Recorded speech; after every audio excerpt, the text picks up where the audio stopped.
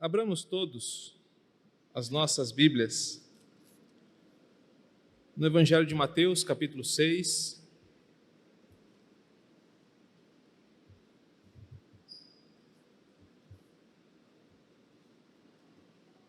Deixe a sua Bíblia aberta em Mateus, capítulo 6.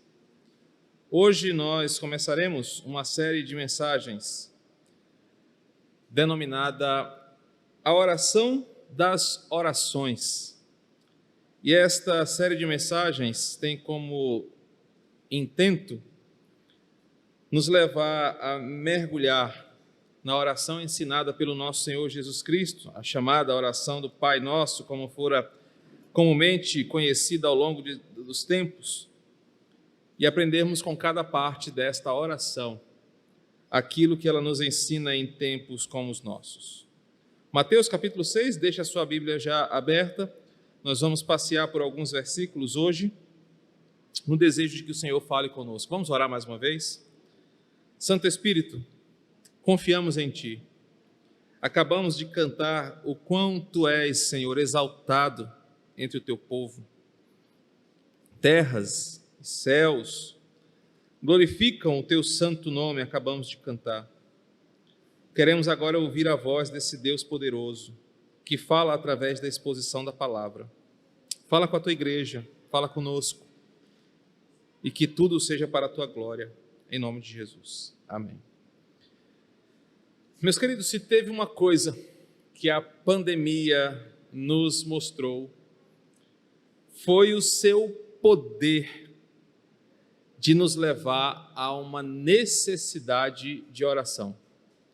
A pandemia nos mostrou como nós, cristãos, falo uma parcela de cristãos, necessitamos de orar. Passamos a dar importância à vida de oração em dois aspectos distintos. Algumas pessoas passaram a orar mais pela necessidade crescente de proteção e de esperança, tendo em vista que as políticas de segurança sanitária federal estão desordenadas, que não temos muitas expectativas promissoras nos últimos tempos. Alguns crentes passaram a orar mais, pedindo para Deus proteção, pedindo para Deus esperança. Perceberam que se não for Deus, nós não teremos saída nesta pandemia. Outros passaram a orar mais pelas feridas que essa pandemia causou em algumas famílias. Muitos passaram a orar por consolo, por respostas, por amparo, por suporte divino nas dores que essa pandemia causou. Mas, por outro lado, alguns outros abandonaram de vez a oração e a fé. Abandonaram a vida com Deus, começaram a não acreditar mais numa condução divina da história, começaram a perder a sua esperança, não acreditar mais na soberania e no cuidado de Deus, e a pandemia, então, conseguiu separar os cristãos de duas etapas: os que passaram a orar mais e os que não oraram mais e, por consequência, se afastaram da própria vida com Deus. De qualquer forma, nós que ainda continuamos crendo e orando, passamos a orar mais, nos tornando mais próximos de Deus, nos tornando mais íntimos do Senhor, mais dependentes da Sua palavra, nos tornamos mais aquecidos pelo audível som da voz de Deus quando responde às nossas orações. Por outro lado, alguns crentes esfriaram tanto na vida de oração que abandonaram a vida com Deus, apostataram da fé, renunciaram àquilo que criam ou que creram no passado. Porque abandonar a vida de oração é sinônimo de abandonar a caminhada com o próprio Deus. Você não fala, você não ouve, você não se relaciona, você abandona a vida com Deus. E quando eu afirmo que abandonar a vida de oração é sinônimo de abandonar a vida com Deus, eu falo isso pautado em algumas verdades bíblicas. A primeira delas é que orar é derramar de modo sincero, consciente, afetuoso, o coração e a alma para com Deus, esperando que Ele nos ouça. Quem ora se torna mais íntimo de Deus, cresce no seu relacionamento, porque de forma sincera, consciente, afetuosa, escancara o seu coração e a sua alma para Deus e espera dele uma resposta. Isso é relacionamento. Orar é invocar a companhia e a presença de Deus para participar conosco das nossas lidas diárias, dos exames que vamos fazer no hospital, as provas que vamos fazer na faculdade, as conversas que teremos com o nosso cônjuge. Orar é invocar, chamar Deus para perto, é caminhar com Ele. Orar envolve uma consciência e uma certeza profunda e sensível de que Deus existe e de que Ele é poderoso. Porque se Ele não existir, ou se Ele não tiver poder, para que eu vou orar para Ele? Orar é caminhar em intimidade com o Senhor. E por fim, oração é render o coração a Deus. É dizer assim: Senhor, eu estou te pedindo porque eu não sei como fazer. Eu estou te pedindo porque eu não sei como agir. E às vezes, entre lágrimas, suspiros, gemidos, nós abrimos o nosso coração e dizemos: Senhor, vem nos atender. Por isso, a pandemia trouxe para nós esse aspecto na vida cristã.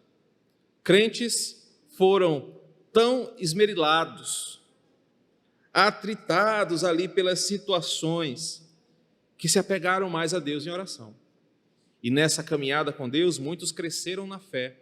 E estão de pé hoje, passados mais de 1 ano e 4 meses de pandemia, não porque acreditam no governo federal, não porque acreditam no antigoverno ou em outra coisa assim, mas porque Deus tem sustentado o nosso corpo, a nossa fé, na certeza de que Ele tem respondido à oração do seu povo. Em virtude de tudo isso, nós percebemos que a pandemia, então, tem sido um instrumento de Deus.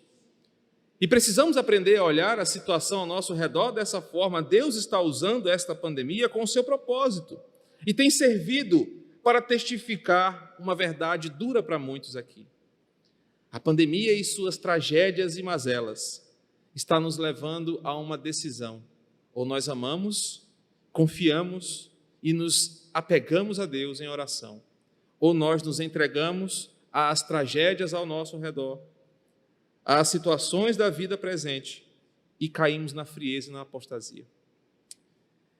Quando pensamos em oração e como a oração ela nos traz para perto de Deus, podemos definir biblicamente a oração como um relacionamento pessoal, íntimo, que mantemos com o nosso Deus. A oração flui a partir da palavra de Deus, a partir do envolvimento que eu conheço desse Deus, sem muitos formatos, sem muita preocupação com frequência. Afinal de contas, não existe um jeito certo de orar, não é uma posição, não é olhando para a Meca, não é voltado para o sol nascente. A oração é livre em formatos. E também você pode orar 1 vez por dia, 2, 3, 4, 10 vezes por dia. Orar é conversar com Deus. É conversar com Deus além do que os olhos podem ver. É uma conversa espiritual. É uma conversa repleta de graça, de poder. Porque orar é conversar com o Criador sobre as dificuldades de ser uma mísera criatura num mundo hostil e caído.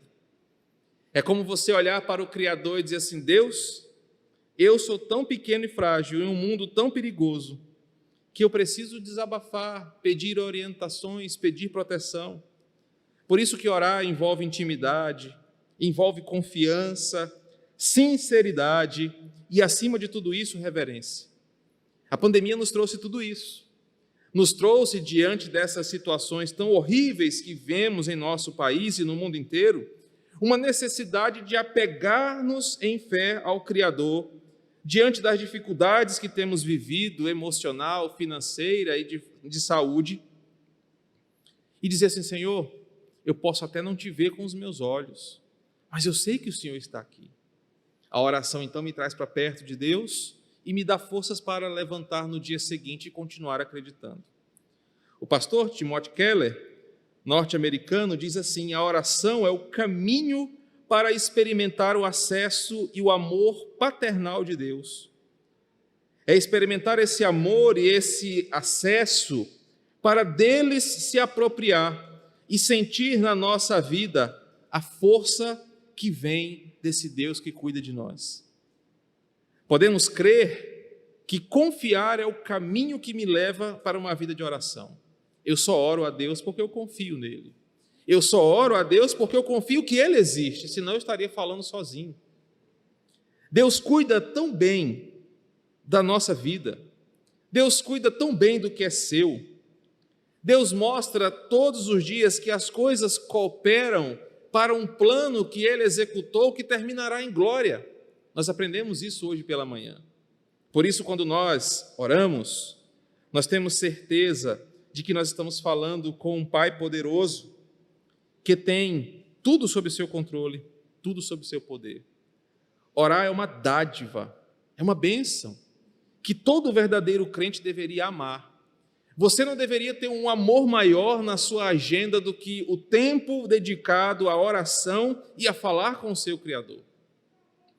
Infelizmente, a pandemia, a rotina, os nossos desejos do coração tornam a oração um apêndice da nossa agenda. Nós oramos quando dá, nós oramos se der tempo, nós oramos sem ter esse envolvimento, esse nível de profundidade. Mas a oração para a vida do crente deveria ser algo tão maravilhoso que nós deveríamos desejar tanto orar, que nós seríamos reconhecidos onde quer que estivéssemos, como homens e mulheres de oração. Porque é pela oração que nós acreditamos que o Senhor tem um propósito para tudo isso. Por não acreditar assim é que muitos crentes apostataram, se desviaram, perderam a esperança, se entregaram ao medo. Eu começo essa nossa reflexão apresentando o que é uma vida de oração, para que você entenda que orar é uma dádiva de Deus dada ao seu povo, porque pela oração nós temos um canal aberto de livre acesso a esse Deus que está com os ouvidos inclinados para ouvir o seu povo. Só que tudo isso tem um custo, e não é um custo financeiro. Orar exige disciplina, exige fé, confiança e, por muitas vezes, humildade. Orar exige do crente disciplina, porque não é fácil orar. Não é fácil dobrar os seus joelhos, fechar os seus olhos, se desligar das vidas ativas na rede social, se desligar do caos ao nosso redor, dos problemas, dos boletos, das brigas, e concentrar um tempo na sua agenda para falar com o seu Deus. Orar exige disciplina. E muitos de nós aqui somos indisciplinados. Nós não temos tempo para Deus. Exige confiança. Deus, eu estou orando, esperando uma resposta, e confio em Ti. E por isso orar exige humildade. Seja feita a Tua vontade, Senhor, não a minha. Calvino, certa vez, afirmou o seguinte, que a oração não é apenas o modo de vermos que Jesus está ao nosso favor, mas também o modo de dizermos o seguinte: Senhor, eu me submeto à Tua vontade. Muitos crentes usam a oração como um amuleto. Eu vou orar e vai dar certo, vai cair o dinheiro na minha conta. Eu vou orar e esse boleto vai se pagar sozinho. Eu vou orar e minha barriga vai diminuir, vai nascer mais cabelo na minha cabeça, isso em nome de Jesus. Mas a oração não é esse tipo de coisa. A oração é o seguinte: Senhor, eu me submeto ao Teu senhorio. Esta é a minha causa, esta é a minha queixa, faça-se a Tua vontade. Orar envolve súplica e transformar toda arrogância em humilhação, transformar toda vaidade em compromisso. Orgulhosos e vaidosos não oram e não gostam de orar, porque não querem se dobrar reconhecendo a sua fragilidade. A oração é uma coisa para pessoas corajosas e humildes, porque só pessoas corajosas assumem que não podem fazer certas coisas. E só pessoas humildes reconhecem que precisam de uma ajuda.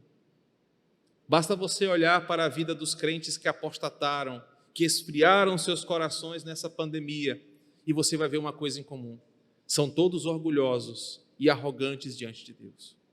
Pessoas humildes oram, pessoas corajosas oram, porque o custo da oração, o que ela exige é eu abandonar a minha vaidade, é eu abandonar o orgulho do meu coração, ou a arrogância da minha vida, e me vestir de humildade, me submetendo inclusive ao não de Deus, à vontade daquele que dirige a minha vida, e à sua vontade e não a minha.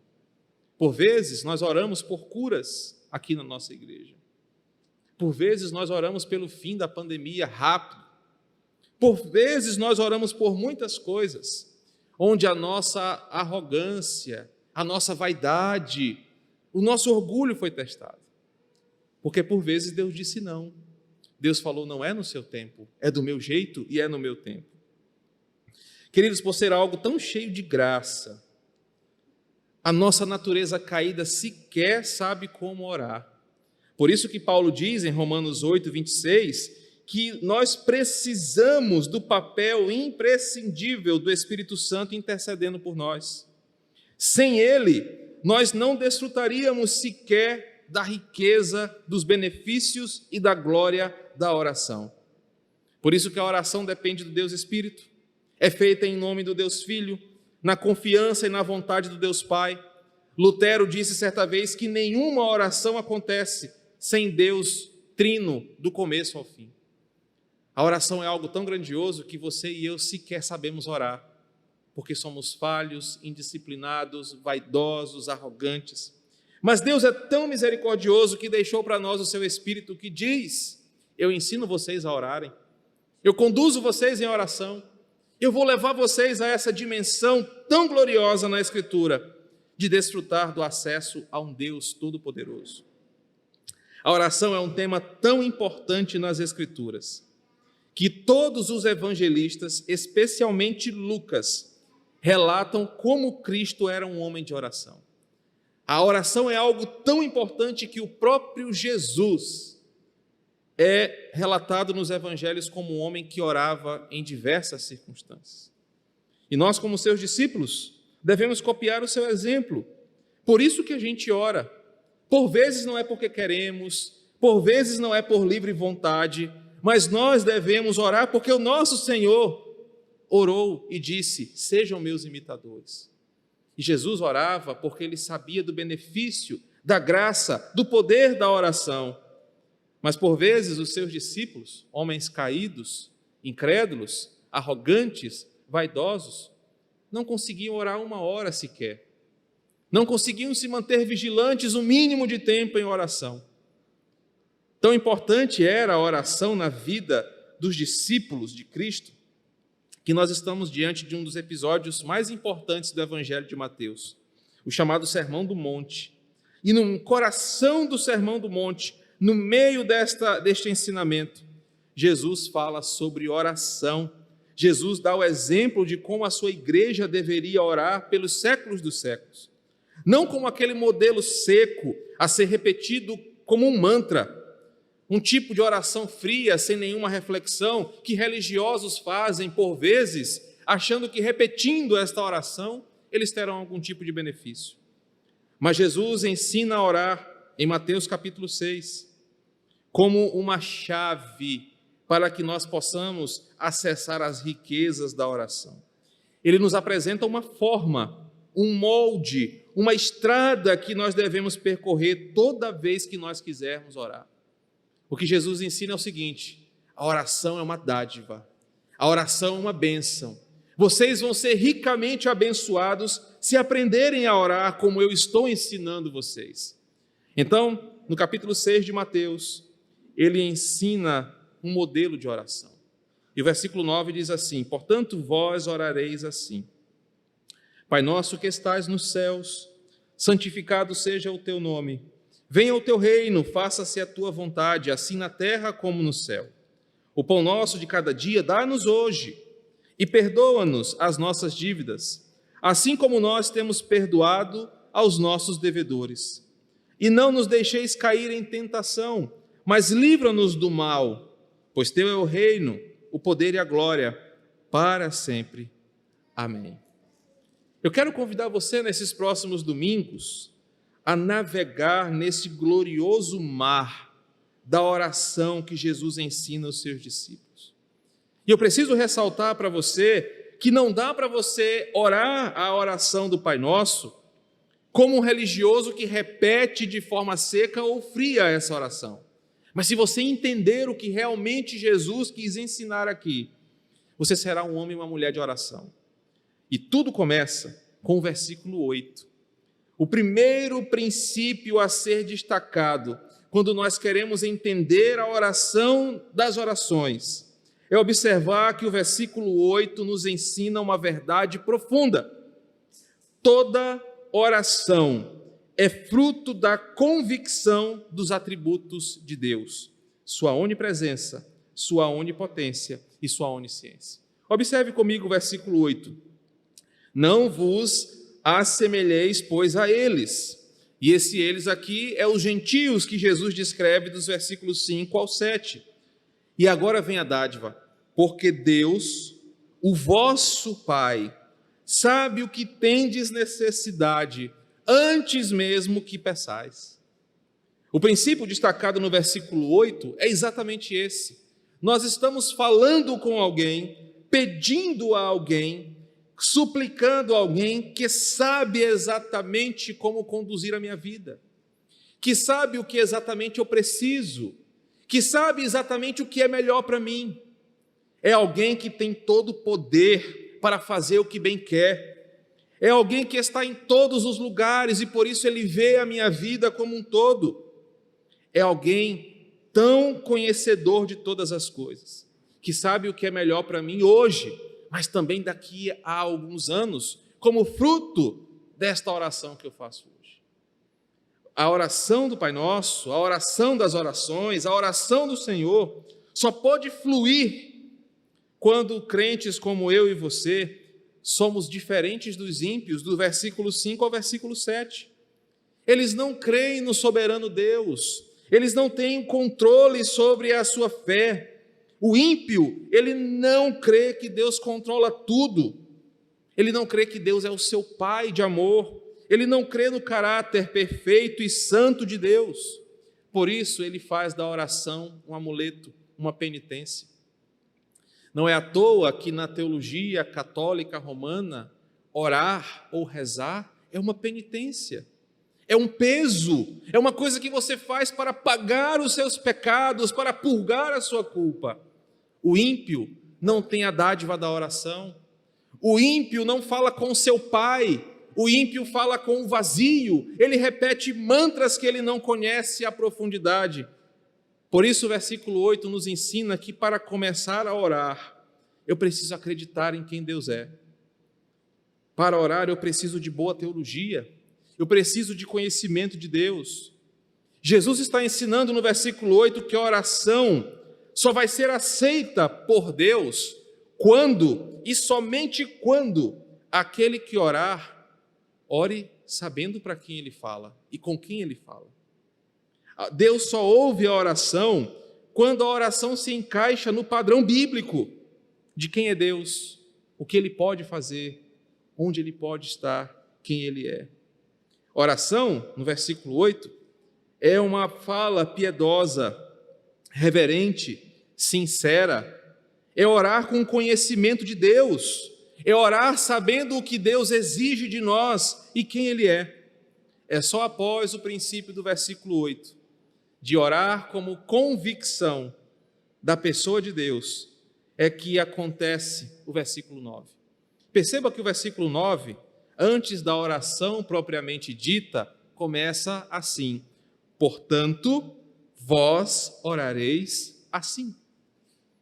E o que está sendo dito aqui não é, portanto, repitam estas palavras, mas é, portanto, orem com esse sentimento no coração, orem com essa certeza no coração, não abram seus lábios ao vazio, não orem sem ser diretamente a esse Deus. O princípio do versículo 9, dessa primeira expressão, nos ensina um novo e vivo caminho. Só após eu diferenciar o meu coração das outras formas de oração das outras religiões, só após eu não ser comparado a um gentio da forma como eu falo com meu Deus, é que eu vou desfrutar da bênção de oração. E o que eu estou dizendo aqui pode ser ainda mais claro. Enquanto para você a oração for uma penitência, enquanto para você a oração for algo vazio de sentido, de emoção, de sinceridade e de afeto, você não será respondido pelo Senhor. Ele não ouvirá a sua oração. Enquanto você não souber orar, como Jesus diz no versículo 8, diferente do gentio, porque eles não oram a um Deus Pai, eles oram ao Deus estranho, a um Deus punitivo, a um Deus distante. Eles não conversam com amor, eles pagam penitência. Eles não conhecem a soberania de Deus, os seus atributos. E eis o porquê muitos crentes não recebem respostas das suas orações. Eles oram ao Deus que não conhecem biblicamente. Eles oram ao Deus que eles criam nos seus corações. Olha, eu vou orar para Deus te matar, viu, porque tu quis me bater hoje, tu vai ver, tu vai morrer. Eles não conhecem esse Deus. Eles criam um Deus no seu coração. Não, irmã, Deus vai me curar. Minha irmã, eu conheço meu Deus. Deus não deixa. Ele tem até uma música que alguém canta, Deus não rejeita a oração é alimento. Nunca vi um justo sem resposta. Aí eu falo, miserável, então tu nunca leu a Bíblia. Nós criamos uma imagem de Deus no nosso coração e oramos para esse Deus estranho. Esses crentes que nunca recebem respostas, é porque eles oram por coisas que Deus não se habilitaria a fazer. Eu vou orar para Anderson morrer, porque eu quero ocupar o lugar dele ali na mesa de som, na tecnologia. E ele já está velho, ele parece ser doente assim, então eu vou orar para Deus levar ele. Brincadeira, viu, Anderson? Eles oram, por vezes, ofendendo a Deus, desagradando a santidade, por vezes ofendendo a Deus. Senhor, eu determino. Senhor, eu exijo. Senhor, eu não aceito. Senhor, sou eu que estou orando. Faça-se a minha vontade. Orações assim, Deus nem se digna a ouvir. É como um zumbido de mosquitos inconvenientes em seus ouvidos. O versículo 9 começa, portanto, vocês orarão assim. Não é sobre uma repetição, mas uma condição do coração. Vocês, meus discípulos, orarão diferente dos ímpios. Vocês orarão com amor, com afeto, com sinceridade, com compromisso, com obediência, com humildade, com submissão. Vocês falarão comigo e não com estátuas, não com ídolos, não com vocês mesmos. Vocês falarão com Deus todo o Criador. E somente após você conhecer o versículo 8, é que você pode orar o Pai Nosso. Somente após entender o que o versículo 8 está dizendo, portanto, não se assemelhem com eles, é que nós vamos aprender a orar no versículo 9. E a oração de Jesus começa com uma simples expressão, Pai Nosso. E eu vou me deter apenas a esta expressão essa noite. Jesus inicia a oração das orações escancarando uma verdade que só crentes sabem e podem desfrutar. Deus é nosso Pai e nós temos um relacionamento familiar com Ele. Tal fato era inconcebível para a realidade religiosa dos dias de Jesus. Muitos ali não aceitavam essa verdade, porque principalmente os fariseus não aceitavam que Deus era pai de pecadores. Deus deveria ser pai de homens especiais como nós. Deus não pode ser pai de um homem miserável, pecador como este publicano. Só que Jesus começa a sua oração, Pai Nosso, porque nos ensina a orar. Nos ensina que orar não se equivale àquela conversa constrangedora, tipo aquela que você tem com o seu chefe quando você quer pedir um aumento. Aquela conversa constrangedora ou tensa que você vai ter com o seu pastor quando ele fala assim, irmão, quero falar com você depois do culto. A oração que Jesus ensina não é aquela oração de uma DR num relacionamento que você não sabe quem vai explodir primeiro. Jesus ensina que nós oramos a Deus invocando como Ele mesmo fez em João 17, onde a palavra Pai é falada por Jesus 6 vezes em uma oração.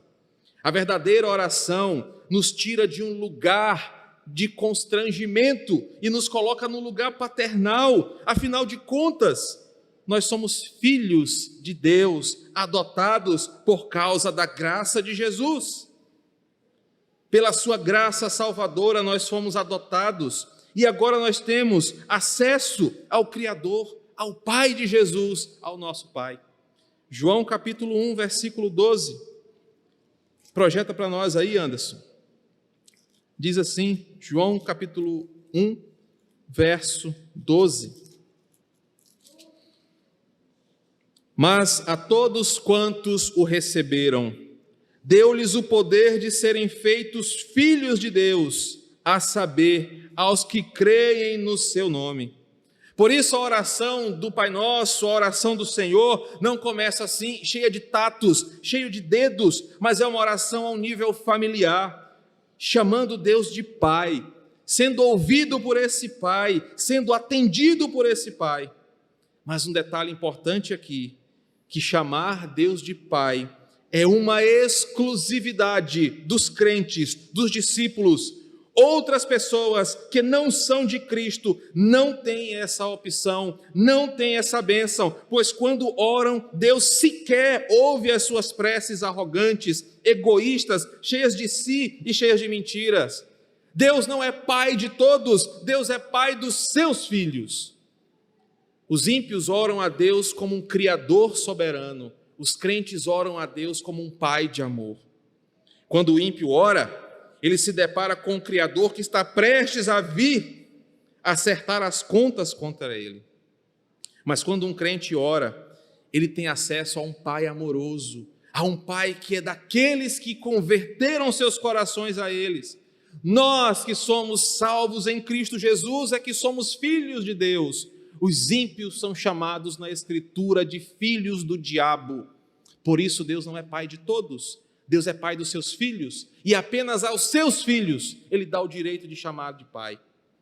Somente aqueles que olham para Jesus como mediador e salvador, como aquele que tomou sobre si os nossos pecados, somente aqueles que se arrependeram diante do seu poder, é que têm o direito de fechar os seus olhos e, assim como Jesus, chamar Deus de pai. Claro, isso implica em algumas verdades, e algumas delas constrangedoras. Primeiro, por sermos filhos de Deus, nós somos verdadeiramente amados por Deus. Isso é um privilégio, porque é um amor que difere de tudo que você conhece. O amor que a sua esposa, o seu marido, o seu filho, a sua mãe ou o seu pai tem sobre você, não se compara ao amor que Deus tem por você. Por você ser filho adotado de Deus, você carrega o seu sobrenome. E isso te dá uma garantia, uma herança. Mas isso significa que os seus valores não são mensurados pelo mundo. Não é o mundo que tem direito de dizer quem você é. Não é o mundo que vai dizer o que você merece, mas é o teu Pai, celestial e poderoso, que diz: você é meu filho, meu herdeiro. A terceira verdade é que, por sermos filhos de Deus, nós devemos honrar o seu nome. E aqui a coisa pega, porque até então era só bênção, eu sou amado, eu sou herdeiro, eu tenho o seu sobrenome, mas ser filho de Deus, poder chamar Deus de Pai, significa que eu devo honrar o seu nome. Isso significa que eu devo vigiar constantemente a minha vida, para não sujar e envergonhar o nome do meu Pai. E por fim, por sermos filhos de Deus, nós devemos amar os nossos irmãos, buscar relacionamento fraterno, cuidadoso com os demais filhos de Deus. Isso significa que você não pode ser crente sozinho. Não, Deus é meu Pai e é só meu Pai. Eu não vou na igreja, eu não preciso de igreja, eu sou o templo. Se Deus é o teu Pai, saiba que Ele tem muitos filhos. E por sermos filhos de Deus, nós devemos amar os nossos irmãos, nos relacionarmos com eles. Você não pode ser crente sozinho, você não pode ser crente isolado, distante da igreja, pois é na casa de Deus que o Pai reúne os seus filhos, numa grande reunião familiar, onde lá, nesse lugar, os filhos adoram ao Pai. Chamar Deus de Pai Nosso, como a oração começa, também nos leva para o outro lado, a pensar na figura do Pai. Se o primeiro argumento é: só chama Deus de Pai quem é filho, e por ser filho eu sou amado, eu sou honrado por Ele, eu devo honrar o seu nome, chamar Deus de Pai me leva a pensar quem Ele é. E o argumento inicial é que Deus é Pai apenas dos seus filhos. No Antigo Testamento, não existe muita alusão a Deus como um pai, a paternidade divina. Poucas vezes você vê isso. Os judeus não foram ensinados ao longo das épocas a ver Deus como um pai.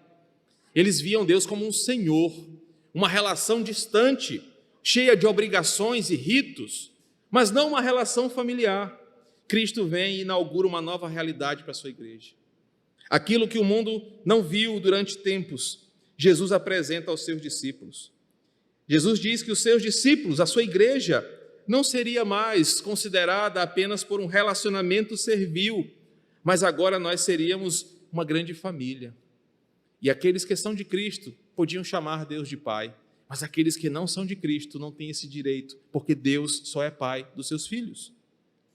Claro, Jesus escandalizou os fariseus daquela época. Misericórdia, como é que Jesus pode falar isso? Talvez alguns de vocês estejam pensando isso de mim. Como é que esse pastor tem a ousadia de falar que Deus não é Pai de todos?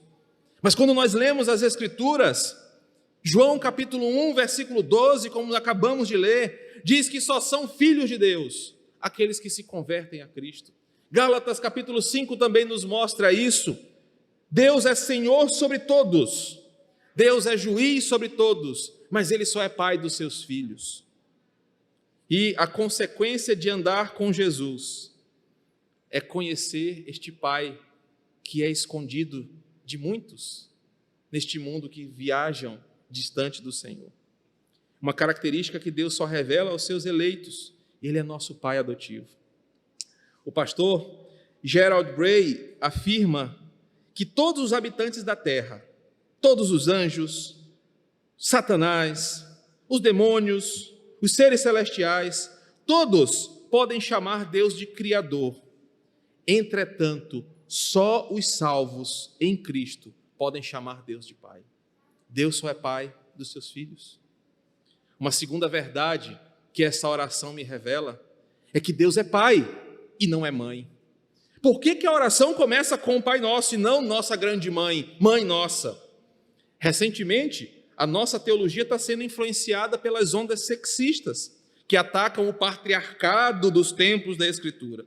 E um monte de crente vai na modinha de dizer que a Bíblia é muito patriarcal, muito machista, e dentre essas e outras tantas ofensas, querem mudar a própria figura de Deus. Não, Deus não é pai, Deus é uma grande mãe. Apesar de Deus não ser sexualizado, é verdade, desde o Gênesis, Ele decidiu se revelar ao mundo em atributos masculinos e ponto final. Não é a sua militância sexista que vai mudar isso. Não é a sua compreensão sociológica da realidade que vai mudar isso. Para Deus pouco importa o que você pensa. Ele decidiu se revelar dessa forma. E embora algumas vezes, é verdade, bem poucas, Ele traga indicações de um toque feminino no seu relacionamento, Deus quis ser visto pela forma masculina. Isso se deve, claro, à idolatria do mundo antigo, onde as grandes religiões mundiais usavam o corpo feminino para orgias, para prostituições cultuais. O corpo feminino, infelizmente, foi objetificado desde o mundo antigo, e Deus não queria que a sua imagem fosse confundida com o corpo feminino, que infelizmente era usado para sodomias. Um outro argumento importante é que Deus quis ser chamado de pai e não de mãe, por uma lógica que muitos tendem a não aceitar. Se Deus tivesse se apresentado como mãe, como seria possível a encarnação de Cristo? Como ela, essa deusa, a mãe nossa, e Maria teria um filho?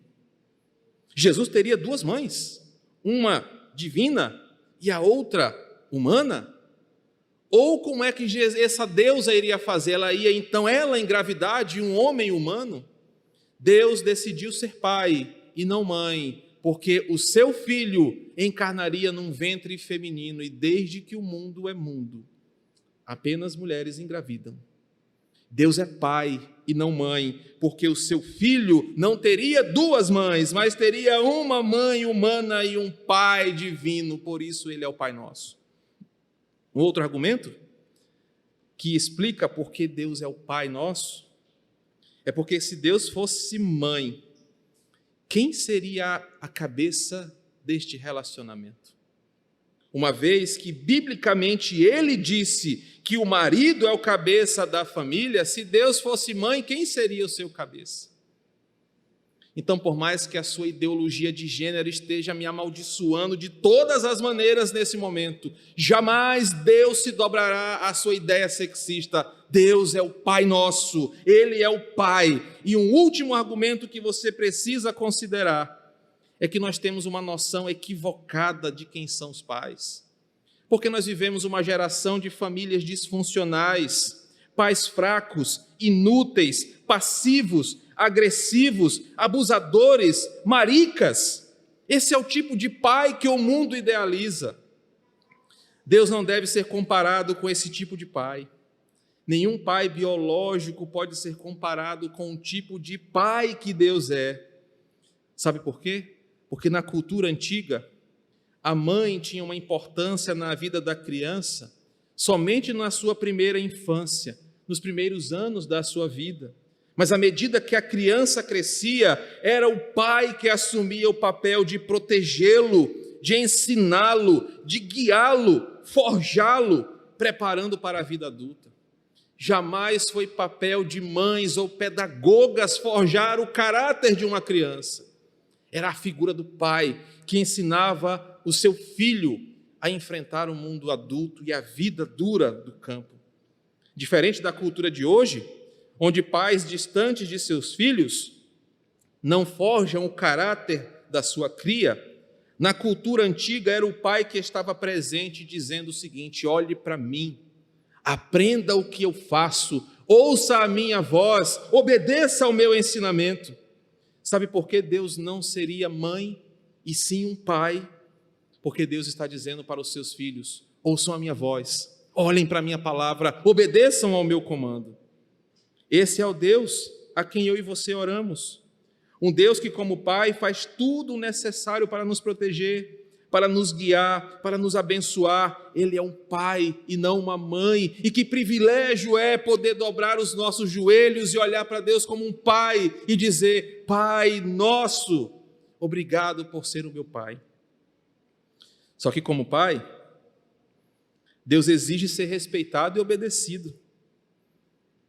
Deus exige que a sua voz seja temida, obedecida, reverenciada.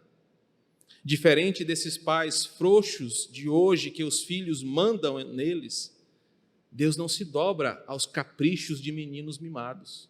Ele é o Pai. O que de melhor filhos podem dar aos seus pais é respeito e obediência.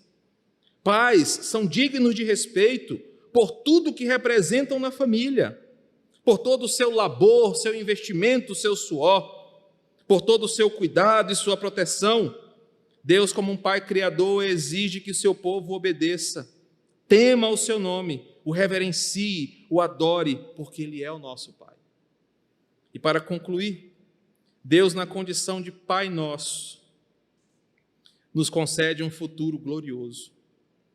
Assim como bons pais humanos preocupam-se em deixar boas provisões para o seus filhos, bons pais ajudam no que precisam e realizam grandes sacrifícios para que seus filhos se deem bem na vida.